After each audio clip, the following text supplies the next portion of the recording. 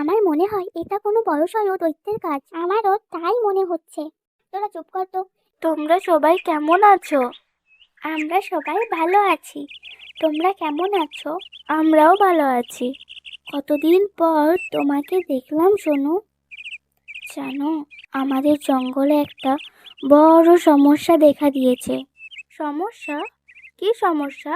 সমস্যা সমস্যা নয়, একটা বড় বিপদ হয়ে গেছে। জঙ্গলের উত্তরের ঝিলে কেউ যেন প্রতিদিন মাছ ধরে নিয়ে যাচ্ছে। সে কি? কবে থেকে হচ্ছে এটা? গত 2-3 দিন হয়ে গেল। কেউ কিছু সমাধান করতেই পারছে না। কে করছে এই কাজ কিছু বুঝতেও পারছি না। চলো এক্ষুনি একবার গিয়ে দেখে আসি। এই বলে সোনু আর উষা ঝিলের উদ্দেশ্যে বেরিয়ে পড়ল। ওখানে গিয়ে দেখলো ঝিলের সমস্ত মাছ কান্নাকাটি করছে, আর কিছু দল মাছ রানীর সাথে গভীর আলোচনায় বসেছে। সোনু আর উষা একটা গাছের ডালে বসলো পরিস্থিতি আরো ভালো করে বোঝার জন্য। রানীমা, আমার মনে হয় এটা কোনো বড়সড় দৈত্যের কাজ। আমারও তাই মনে হচ্ছে। তোরা চুপ কর তো। এটা কোনো দৈত্য নয় রে। এটা নিশ্চয়ই আমাদেরই জঙ্গলের কেউ। সোনু আর উষা মৎস্যরানী কংসাবতীর কাছে গেল। রানী কংসাবতী, আমরা সব শুনেছি।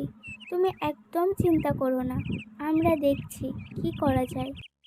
আমি তোমাদের কোথায় ভাবছিলাম। আমরা খুব চিন্তায় আছি। এটা কে বা কারা করছে কিছুই বুঝতে পারছি না। আজ সারা রাত আমরা পাহারায় থাকবো। শুধু তোমাদের একটু সচেতন থাকতে হবে। দেখো, কোনো রকমভাবে আজ তোমরা কেউ কিন্তু রাতে ঝিলের ওপরে আসবে না। এই বলে সোনু উষাকে নিয়ে তাদের জঙ্গলে ফিরে গেল। সোনু সারাদিন দুশ্চিন্তায় বসে আছে আর ভাবছে এটা কে হতে পারে, আমাদের এই জঙ্গলের কেউ নাকি অন্য জঙ্গলের কেউ। হঠাৎ বাবাইয়ের শব্দে ধ্যান ভাঙল সোনুর। বাবাই সোনুর পুরনো জঙ্গল থেকে এসছে। বাবাই বলল, কাকিমণি, আমার খিদে পেয়েছে। তুমি যে বলেছিলে আজ চালের ক্ষীর বানাবে, কখন বানাবে বলো না প্লিজ। হ্যাঁ বাবা, বানাবো। তুই একটু বস, আমি এক্ষুনি বানিয়ে দিচ্ছি। কি মজা, কি মজা, আমি ক্ষীর খাবো।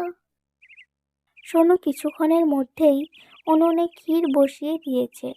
বাবাই আবার এসে বলল, ও কাকিমণি, আর কতক্ষণ দেরি? আমার তো খুব খিদে পেয়েছে। হ্যাঁ বাবা, বানাবো। তুই একটু বস, আমি এক্ষুনি বানিয়ে দিচ্ছি। সোনু, সোনু, হুম। আমি এক্ষুনি ঝিলের পাশ দিয়ে আসলাম। দেখলাম ওখানে সবাই খুব চিন্তায় আছে। সোনু আবারও অন্যমনস্ক হয়ে গেছে। রাজের ডাকে সোনুর হুঁশ ফিরল। সোনু, সোনু, হুম। কি হলো? তুমি কি কিছু উপায় খুঁজে পেলে? হ্যাঁ, সেই ব্যাপারটাই ভাবছি। আজ আমরা সারা রাত ঝিলের পাহারায় থাকবো। দেখব কিভাবে এসব ঘটনা ঘটছে।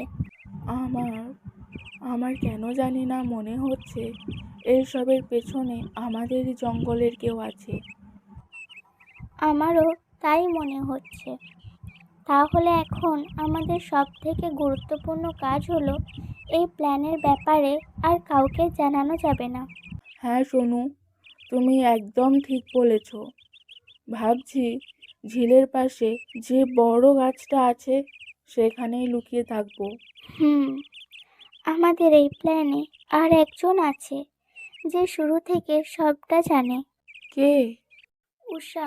আচ্ছা, আর যেন কেউ না জানে। উষাকেও বারণ করে দিও, আর যেন কাউকে না বলে। হুম। দেখতে দেখতে সন্ধ্যা নামলো। জঙ্গলের সবাই ইতিমধ্যে যে যার বাসায় ঢুকে পড়েছে।